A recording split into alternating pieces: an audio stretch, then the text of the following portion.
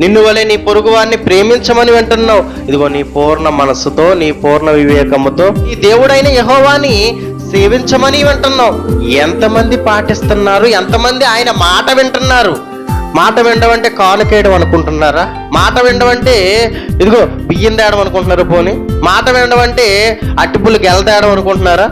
మాట వినడం ఇదిగో దేవుడికి ఏదో ఇచ్చేస్తే దేవుడు పడుతున్నాడు అని మీరు అనుకుంటున్నారా? మీరు దేవుని కోసం బ్రతకకుండా ఆ రోజు కూడా అలాగే అనుకున్నారు.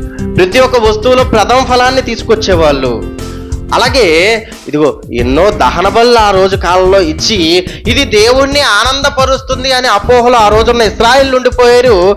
ఈ రోజున్న క్రైస్తవులు కూడా ఉండిపోతున్నారా? ఇదిగో బలులు అర్పించడం వల్ల నాకు ఆనందం కలగదు. మరి ఏది ఆనందం కలుగుతుంది? ప్రతి ఒక్క మనిషి దేవుడు చెప్పిన మాటలు వినాలి, దేవుడు కోరుకున్న బ్రతుకు బ్రతకాలి. అప్పుడేనయ్యా నాకు ఆనందం.